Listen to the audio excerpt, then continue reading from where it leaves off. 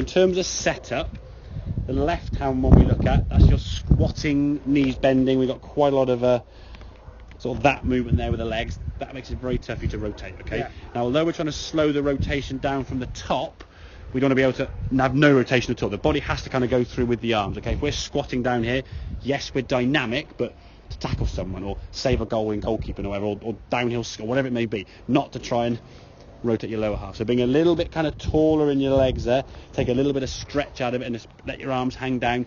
That for me was kind of the better setup, okay? Now in terms of the swing, top of the back swing, you're okay. Got a little bit loose at the top, as we said, but for the most part, not too bad, okay?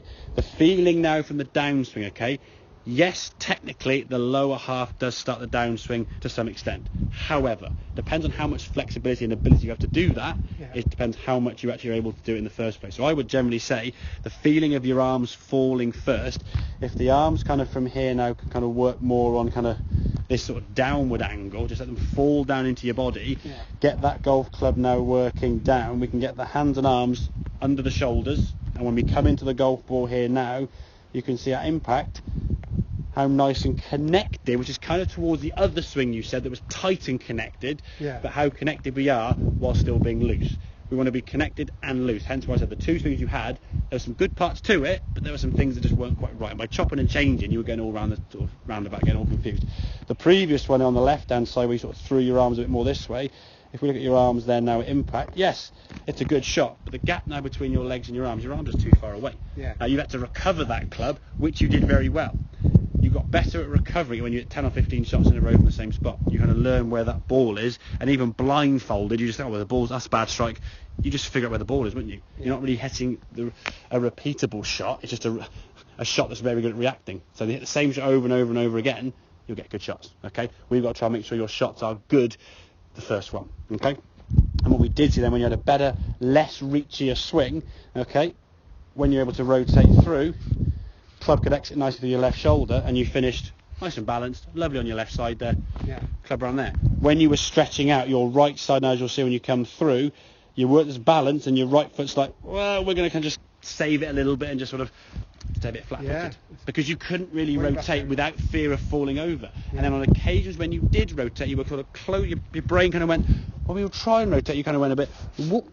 There's a bit of this going on, wasn't there? Yeah. You tried to actually get the hips to go round, because your arms were out here somewhere, dangling and falling forward. Your arms then sort of had to recover by pulling into your body this way. When your arms pull in this way, your top half's going to fall forward to the golf ball. Yeah, and then if your body's going in this direction as you come down, you're hitting the golf ball now. If I go back on it, I'll show you in a second. As you're coming back, if your arms are working out to the golf ball, your weight is going out to the golf ball, your club now is going to be striking somewhere on this side of the golf ball, leading to some of them unmentionables. And then you've got to try and really recover the arms in. You might get it on occasions, hit a good shot, maybe a cutty, weaky shot out to the right there.